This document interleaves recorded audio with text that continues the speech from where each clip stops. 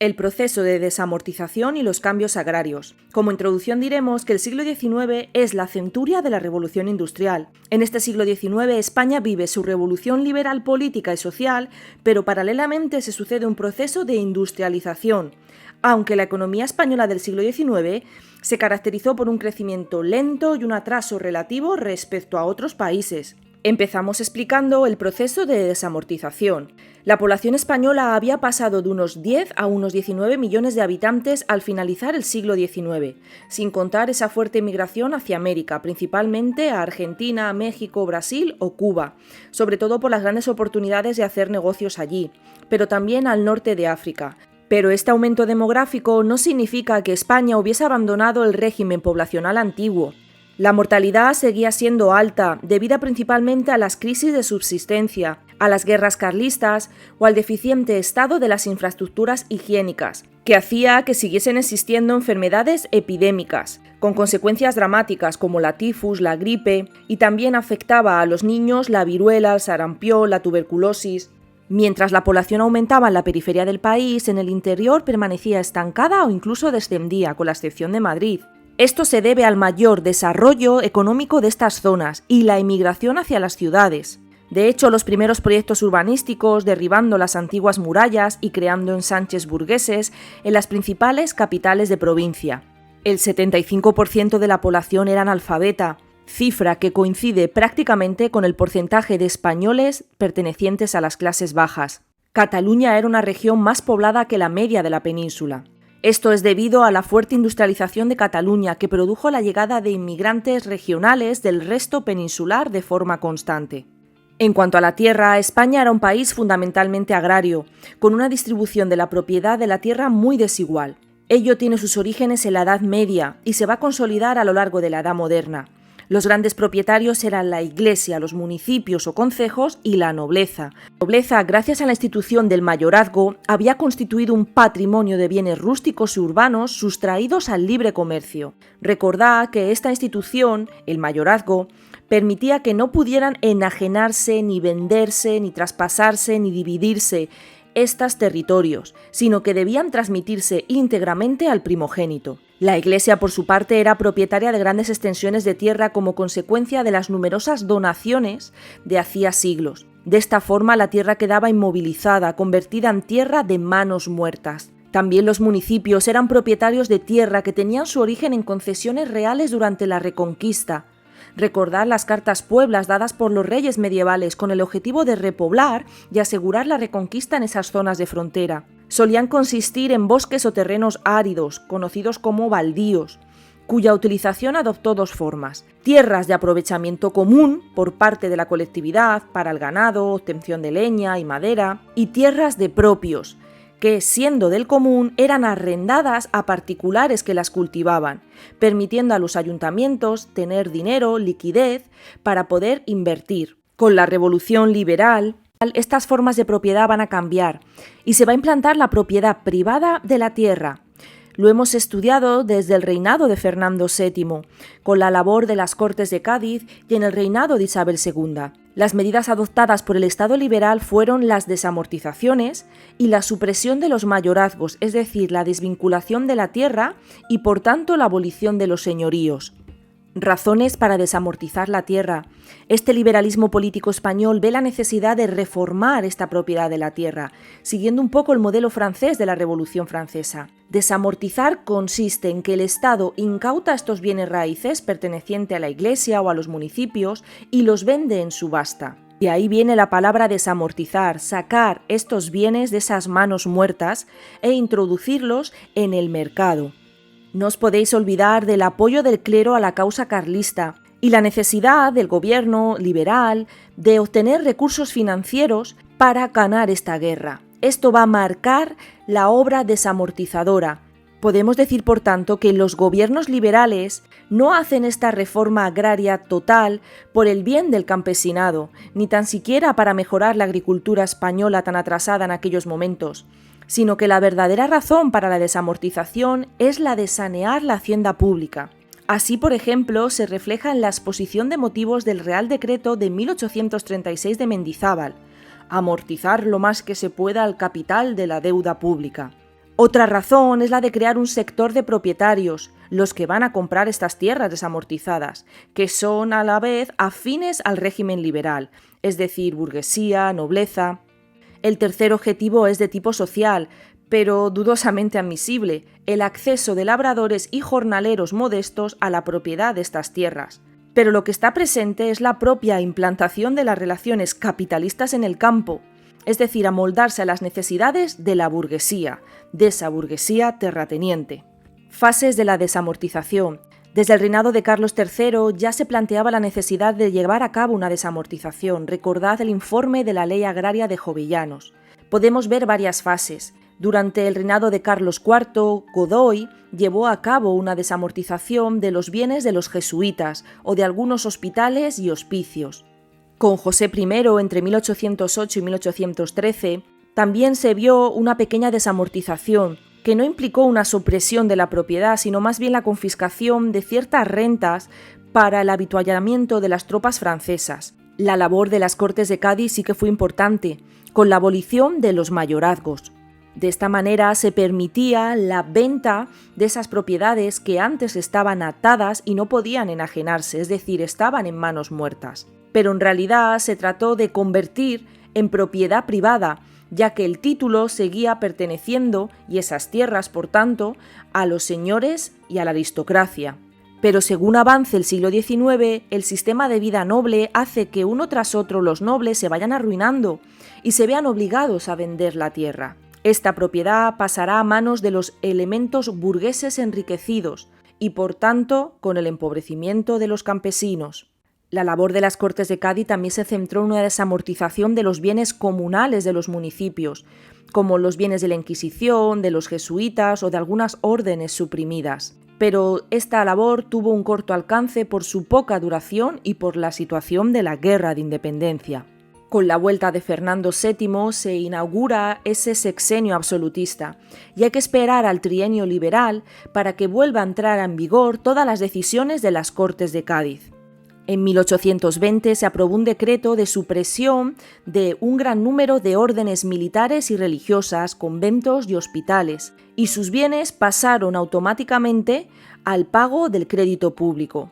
Sin embargo, de nuevo, los resultados del trienio liberal no pudieron ser de gran alcance a causa de su pronta restauración bajo el régimen absolutista de Fernando VII, que obligó a restituir los bienes vendidos.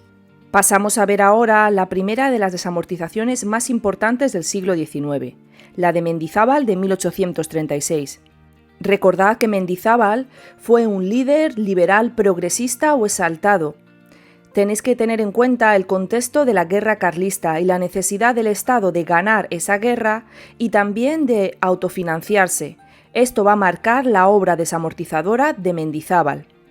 Mendizábal declaró propiedad nacional los bienes raíces, rentas y derechos de las comunidades religiosas del clero regular masculino, disponiendo por tanto su salida a subasta pública. La desamortización de Mendizábal se plasmó en dos disposiciones. La primera suprime las órdenes religiosas y la segunda determina el sistema de venta de estos bienes nacionalizados. ¿Cómo se realizó? Las fincas fueron tasadas por peritos de Hacienda y subastadas después, alcanzando una puja media del 220% sobre el valor de precio de salida. Dado el distinto tamaño de los lotes, que eran en teoría asequibles para grupos sociales de bajos ingresos, pero en realidad, en la práctica, los propietarios y los inversores fueron burgueses, que acapararon las compras, ya que estos eran los únicos que tenían la liquidez suficiente o conocían el sistema de pujas o podían controlar fácilmente las subastas. Además, comprar estas fincas supuso un excelente negocio para los burgueses. Solo se abonaba el 20% al contado y el resto se pagaba aplazado o entregando vales de deuda pública. ¿Quiénes fueron los más afectados? La desamortización de Mendizábal afectó a los bienes eclesiásticos, principalmente a las órdenes religiosas, es decir, al clero regular. Se encuadra, por tanto, dentro del anticlericalismo liberal. Pero también tenéis que recordar que atacar a las órdenes religiosas tenía un menor coste político, es decir, no había grupos políticos afectados, como la nobleza o la burguesía. De hecho, va a suponer la ruptura de las relaciones diplomáticas con el Vaticano. Las zonas más afectadas van a ser las zonas de Andalucía, como Sevilla, Córdoba o el Valle del Guadalquivir. En Castilla, Salamanca y en Aragón, Zaragoza. Tuvo menos repercusión en Galicia y en toda la franja norte. ¿Quiénes fueron los más beneficiados? La burguesía de negocio, sobre todo madrileña, fue la gran beneficiada. También la burguesía rentista agraria, antiguos arrendatarios y muchos funcionarios civiles y militares. ¿Qué objetivos perseguía la desamortización de Mendizábal?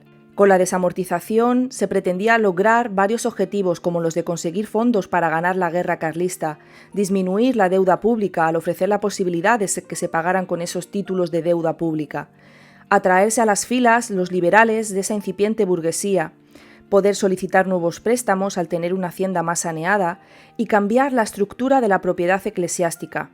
Este proceso de desamortización se aceleró mucho, sobre todo a partir de 1840, cuando María Cristina abandona la regencia y es sustituida por el progresista Espartero, y será parada con la vuelta de los moderados en el 1844, cuando se suspenden las subastas.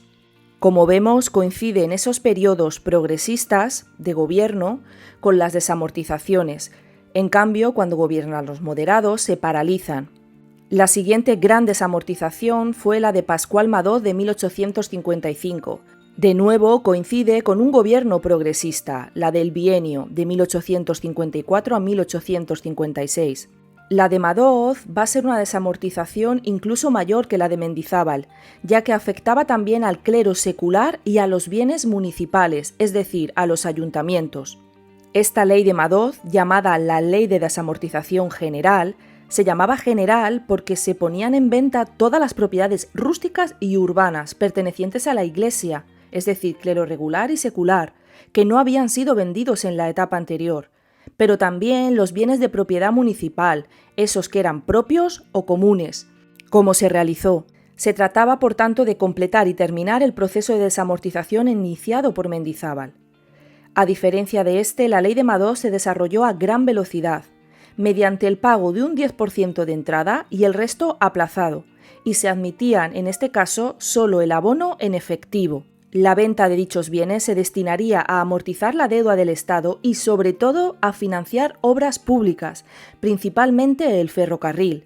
Tenéis que recordar la Ley de Ferrocarriles, también promulgada durante el bienio progresista en 1855, y la construcción de todo el tendido ferroviario durante el gobierno largo de O'Donnell, al final del reinado de Isabel II. Esta desamortización de Madoz duplicó el volumen de la de Mendizábal. ¿Quiénes fueron los más afectados? La venta de los bienes eclesiásticos suscitó ya la ruptura de las relaciones con la Iglesia, ya que se veía que se había violado ese concordato que habían firmado los moderados en 1851. Pero también hubo una desamortización de los bienes municipales, de donde provenían los recursos de los ayuntamientos y de los campesinos más pobres. Encontraron una fuerte oposición no solo por parte de los moderados, sino también de algunos diputados progresistas, ya que la situación del campesinado era realmente difícil. Al igual que la de Mendizábal, las zonas más afectadas fueron de nuevo Sevilla, Toledo, Cádiz, Ciudad Real, Badajoz y las que menos la zona norte de la península. En general, podemos decir que la operación desamortizadora fue impresionante desde 1836 hasta finales del siglo XIX. Se venden más de 600.000 fincas y se calcula que unos 10 millones de hectáreas la extensión de estas fincas vendidas, es decir, el 20% del territorio nacional. Consecuencias de la desamortización. Como vemos, se rompió la organización jurídica existente, haciendo estas parcelas aptas para ser vendidas, enajenadas o repartidas.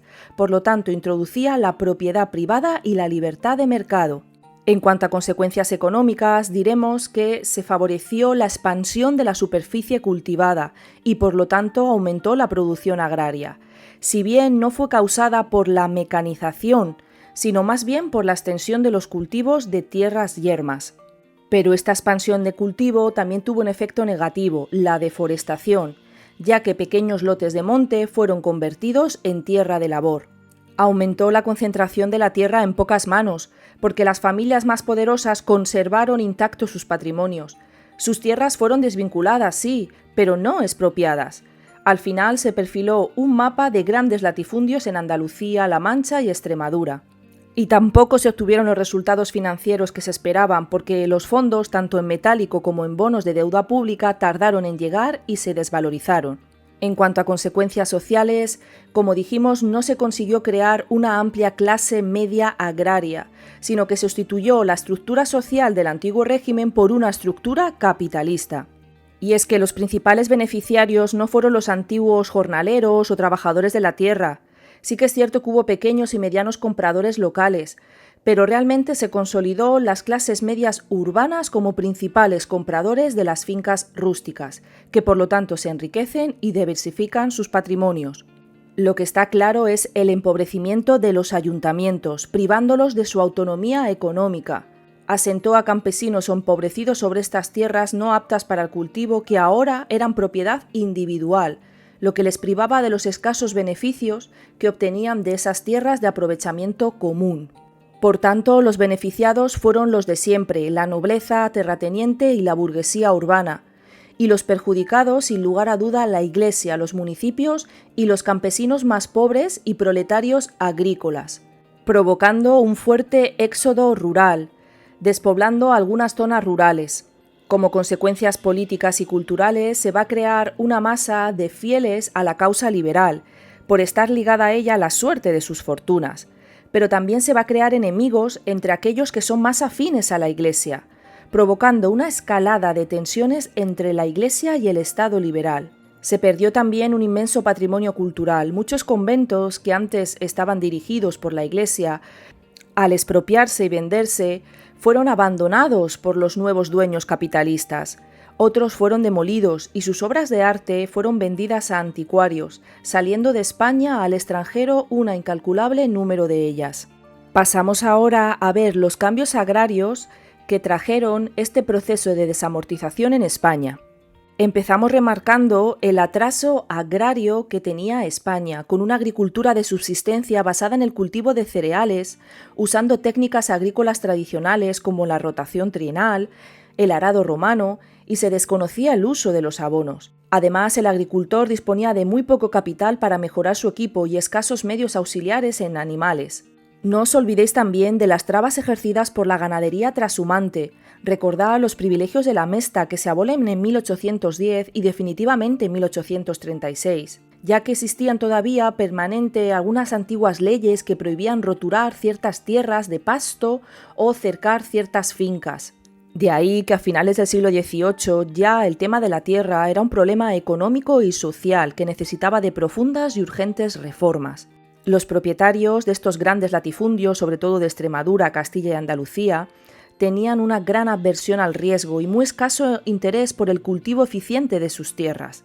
Es decir, que España no contaba con una nobleza o burguesía emprendedora como en otros lugares de Europa.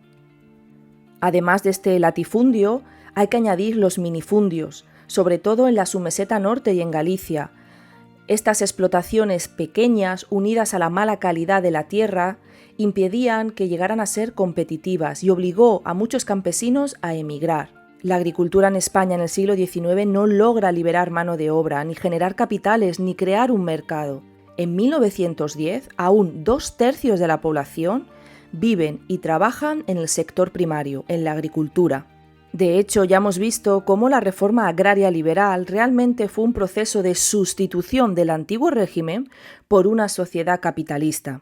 Eliminación del señorío o eliminación de las vinculaciones de los mayorazgos, la abolición de los privilegios de la mesta, las desamortizaciones, pero todo esto no se tradujeron en innovaciones técnicas agrícolas, porque los nuevos propietarios prefirieron mantener los sistemas de explotación en vez de invertir ese dinero en mejoras. Por eso el rendimiento de la tierra no aumentó y solo se incrementó la producción debido a la puesta en cultivo de más tierras después de la desamortización. Pero si nos fijamos en el rendimiento medio por unidad de superficie, incluso bajó, porque las nuevas tierras cultivadas eran de peor calidad.